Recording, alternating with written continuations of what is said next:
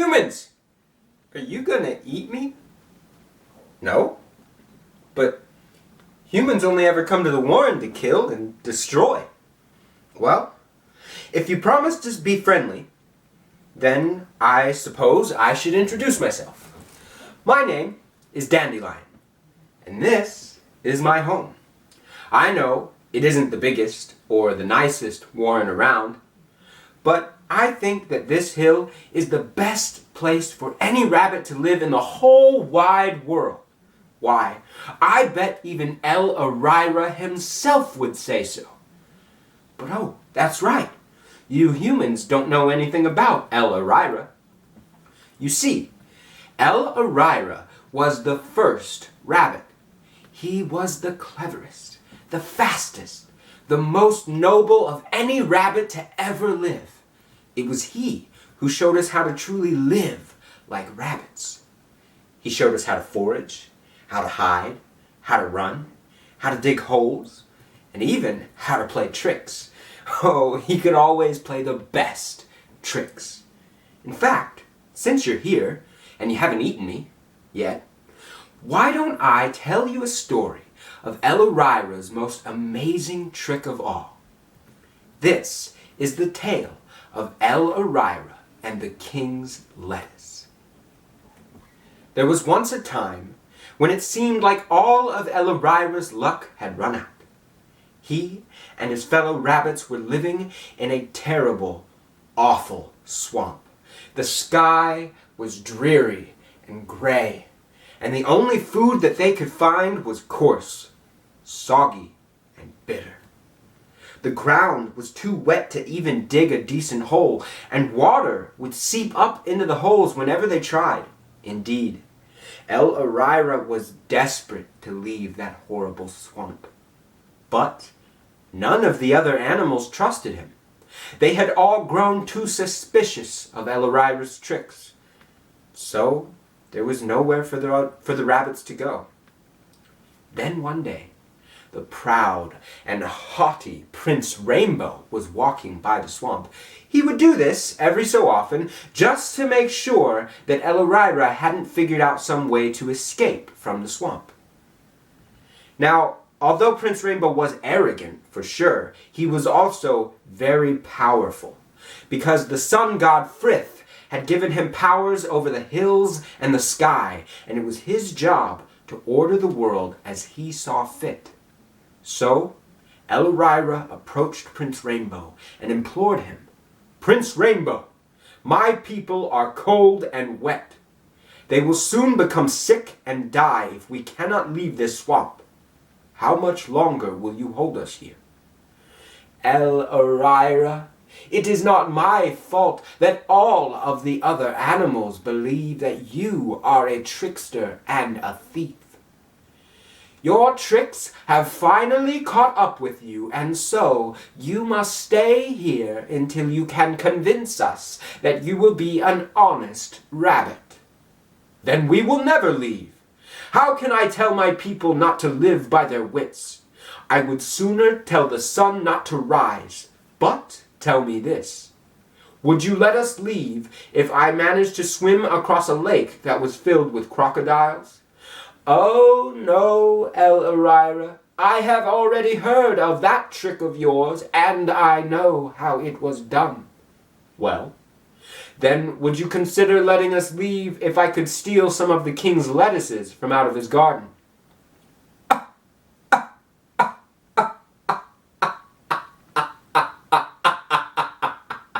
"You could try, little rabbit. But all that will come of it is that you will be killed by the king's guards, and the world will be deprived of one clever rascal. Yet, if you succeed, I will multiply your kind across the land, and you will be free from the swamp." So ahrairah returned home to plot his schemes, but little did he know that the blind mole Yonah had overheard his conversation with Prince Rainbow. Immediately, Yonah went to the king's palace to warn the king of ahrairah's plans. "Oh, your great magnificence! Your gardens are in danger. For right now, as we speak, the wicked thief ahrairah is planning to steal your sweet lettuces." Hearing this news, the king doubled the guards in the garden, and he declared that anyone who entered or left the garden must be searched. The next day, ahrairah and his most trusted friend, Rabscuttle, left early in the morning to spy upon the palace. In dismay, they took note of the increased number of guards and that every worker was being searched. When they returned to the swamp, with their heads held low, Prince Rainbow was waiting for them. He sat perched on a tree limb with his many-colored feathers puffed up, looking down on the two rabbits in an air of superiority. "Well, little rabbit, where are all of your lettuces?"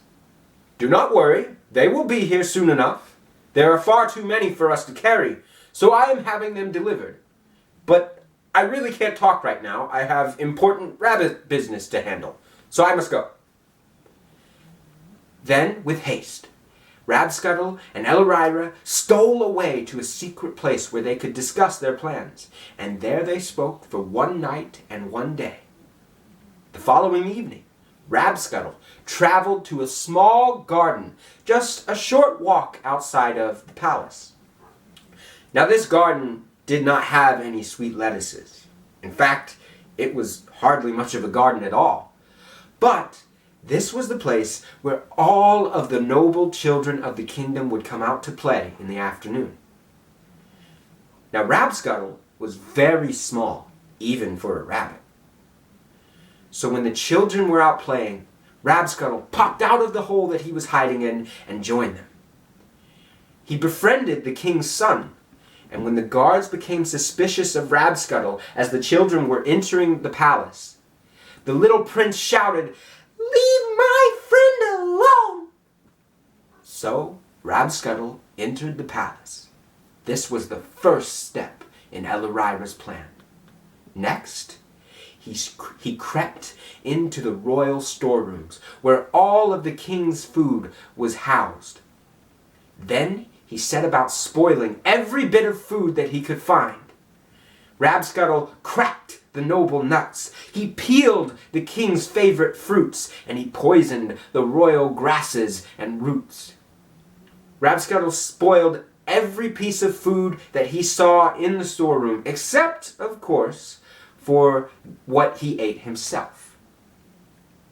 The next day, the king and many of his nobles grew terribly sick and nauseous. For 5 days, Rabscuttle continued to spoil the king's food, so that no matter what the king ate, he only grew sicker and sicker.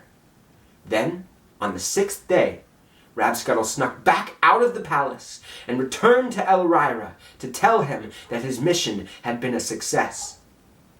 With Rabscuttle returned, ahrairah set about the next phase in his plan.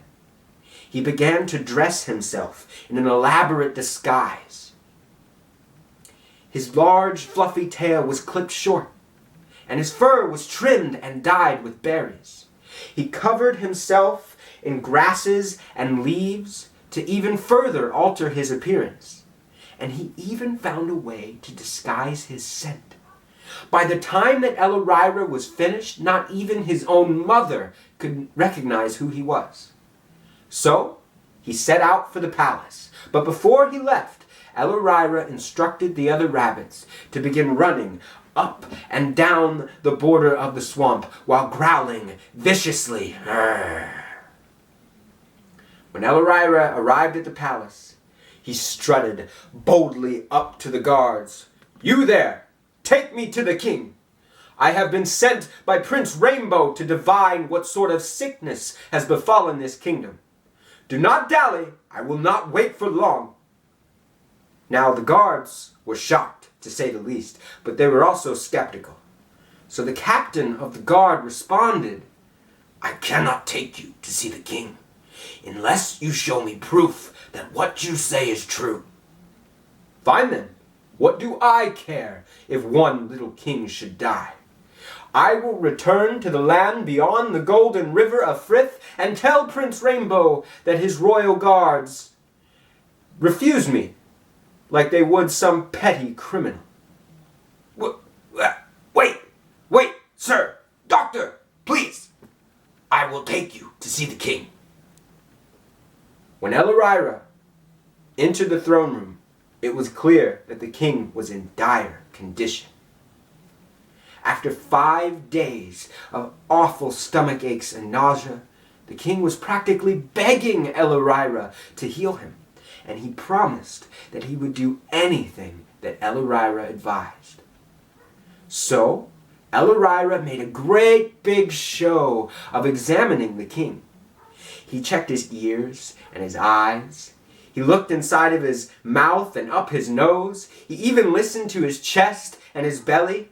Then, he demanded to see the royal storerooms and the royal garden. Returning from the garden, ahrairah told the king with a grim expression, "Your Majesty, I am sorry that you must hear this, but it appears that the source of your sickness is the lettuces from your royal garden. It seems that they have been infected by the bite of the dreaded loose-padoodle fly, which lives in the swamp just outside of your kingdom." What? That's impossible! My lettuces were specially picked for their health and vitality, for their health. No, there must be another cause. I understand your frustration, my lord, but I can prove to you that it is the lettuces that are making you sick. If you would only order your guards to leave the palace and find a prisoner, then I can show you the truth of the matter. So the king told his guards to leave the palace and retrieve a prisoner, and just as ahrairah had planned, the first creature that they found was little Rabscuttle. They seized Rabscuttle and dragged him into the throne room.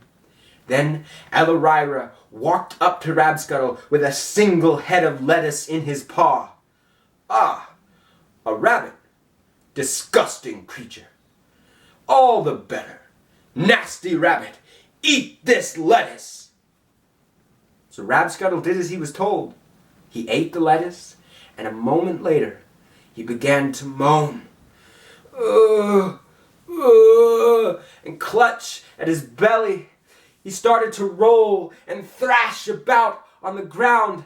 His mouth foamed and his eyes rolled back into his head until finally he grew still as if dead. Well, there you have it, Your Majesty. He must have eaten an especially bad piece of lettuce, or, perhaps more likely, the infection is particularly deadly to rabbits. In any case, I must advise that you remove all the lettuces from your kingdom immediately. Then, just at that moment, as luck would have it, the captain of the guard burst into the throne room with the blind mole Yona trailing just behind him. Your Majesty, this creature has returned from the swamp. He says that ahrairah is preparing for war. The rabbits will soon be here to attack the palace and steal your royal lettuces. May I have your permission to meet them in battle? Ha! I have a much better plan, Captain. If they want lettuces, it's lettuces they will get. Particularly deadly to rabbits indeed. Captain, have your men carry all of our lettuces out to the swamp. That is an excellent plan, Your Majesty. With the lettuces gone, I am sure that you will recover very soon. Now, since my task is complete, I must take my leave and return to the land beyond the golden river of Frith. No, you do not need to pay me. That I have completed all that Prince Rainbow has asked of me is reward enough. Goodbye, good king, and remember, no more lettuces. Later that evening, Prince Rainbow arrived at the swamp. He was expecting to gloat over ahrairah's failure. But instead, he found 1,000 lettuces piled in a massive heap just outside of the swamp. "Ahrairah? Who put all of these lettuces here? Do you not remember? I told you a week ago that I was having them delivered. Surely you did not expect my people to carry them all by themselves, weak and hungry as they are.